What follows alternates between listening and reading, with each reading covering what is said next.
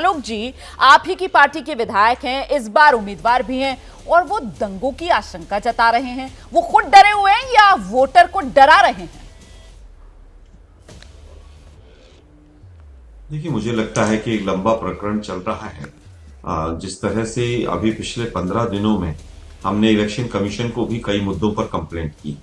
मैं स्वयं भी, क्योंकि वहां इंचार्ज था, मैं स्वयं भी जाकर इलेक्शन कमीशन को कंप्लेंट की। पुलिस अधिकारियों के नाम तक हमने राइटिंग में दिए। सीओज जो थे मोरबी के, राजकोट के, कॉर्पोरेशन के अधिकारी, उनके नाम तक दिए गए। और केवल हम नहीं कह रहे हैं, ये तो आज की खबर एबीपी न्यूज दिखा रहा है।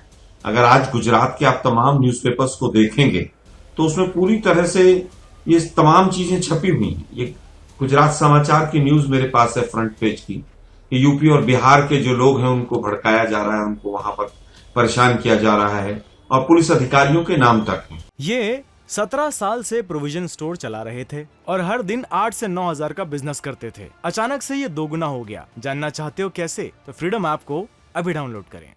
एक नहीं है, मैं तो केवल एक आपको सैंपल दिया है। तमाम आज के अखबारों में खबरें हैं कि इस तरह की चीजें हो सकती हैं। नहीं, पर सर आपके जो नेता, सर एक सेकंड आलोक सर सुनिए, तो आपके जो नेता हैं ये गयासुद्दीन साहब, ये तो बड़ी अजीब बात कर रहे हैं। मुझे लगता है इस पर सैयद असीम वकार साहब को आना चाहिए, क्योंकि वो ये कह रहे हैं कि पुलिस की तरफ से, वो ये आरोप लगा रहे हैं कि पुलिस की तरफ से दबाव डाला जा रहा है कि साहब वोटर जो है वो AIMIM को वोट दे दे।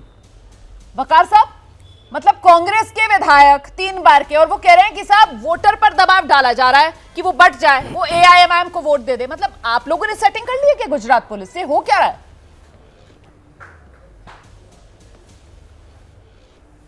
नहीं, देखिए, मैं तो इसमें सवाल यह खड़ा करूंगा जी कि क्या कमाल के साहब विधायक हैं और क्या कमाल के नेता हैं कांग्रेस पार्टी के, कि आप देखिए कि गुजरात में मजलिस-ए-इत्तेहादुल मुस्लिमीन 13 विधानसभा पे लड़ रही है और सिर्फ एक विधानसभा पे पुलिस परेशान कर रही है और बाकी पे नहीं बोल रही है।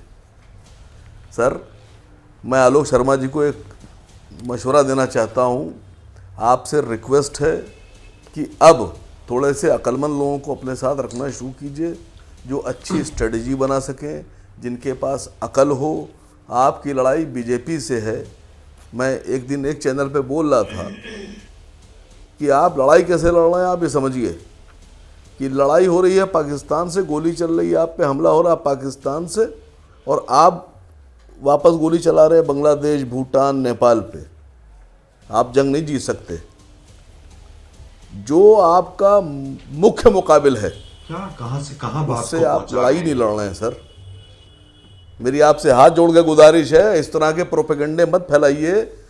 मुसलमान, हिंदू, सिख, ईसाई सब बहुत अक्लमंद हैं।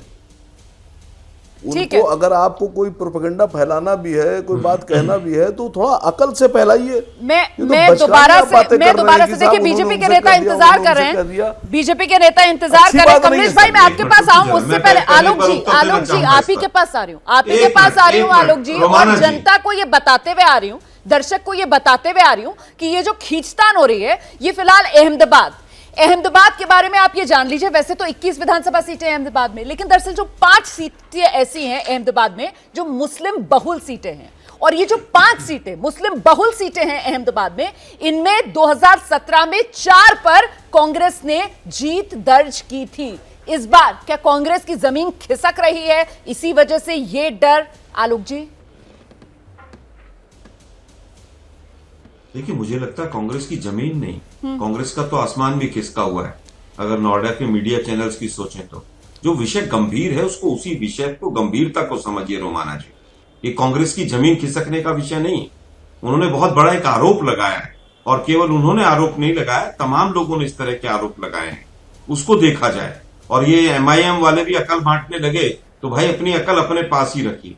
जो जिनके टिकट भी कमलम से आते हैं, कल इनके 3 लोगों ने जो प्रेस कॉन्फ्रेंस की उसको सुन लीजिए। उन लोगों ने कहा है कि पूरी तरह से MIM बीजेपी के इशारे पर काम कर रही। इनके लोगों ने प्रेस कॉन्फ्रेंस करके कहा है। खैर, मैं उस विषय पर नहीं जाना चाहता, मैं उसको डेविएट नहीं करना चाहता हूं। कौन किसके इशारे पर क्या कर रहा है, 12-13 सीटों पर क्या हो रहा है, मैं उस पर नहीं जाना चाहता हूं। इनका सूपड़ा साफ है, किसी सीट पर 1000 वोट नहीं आ रही। इनके जो मुस्लिम भाई हैं, जिनके ऊपर ये केवल पूरा भरोसा कर रहे हैं कि वोट मिलेगी, वो भी वोट नहीं मिल रही।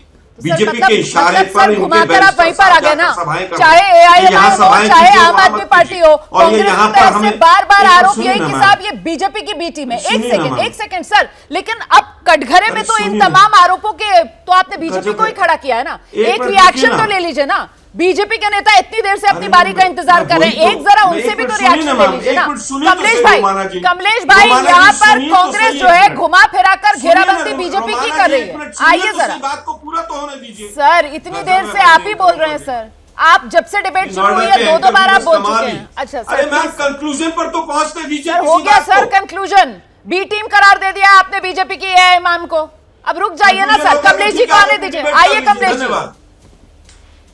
आलोक जी, गुजारिश है आपसे सर कि संयम से प्लीज काम एजेंडा कीजिए। चला रहे हैं बीपी पिछले अब 3 सर महीने। जवाब नहीं है देने के लिए, फंस गए अपने विधायकों के बयान पर, तो आपको ऐसे ही लगेगा कि एजेंडा चल रहा है। बयान आपके विधायक दें, आपके विधायक आकर दंगों का डर दिखा दें, आपके विधायक आकर डर फैलाएं, आपके विधायक मतलब कांग्रेस के विधायक आकर ये पूरा भ्रम फैलाएं और सवाल पूछो तो फिर ये धमकी की साहब डिबेट छोड़कर चले जाएंगे। ये 17 साल से प्रोविजन स्टोर चला रहे थे और हर दिन 8 से 9 हजार का बिजनेस करते थे। अचानक से ये दोगुना हो गया। जानना चाहते हो कैसे? तो फ्रीडम ऐप को अभी डाउनलोड करें।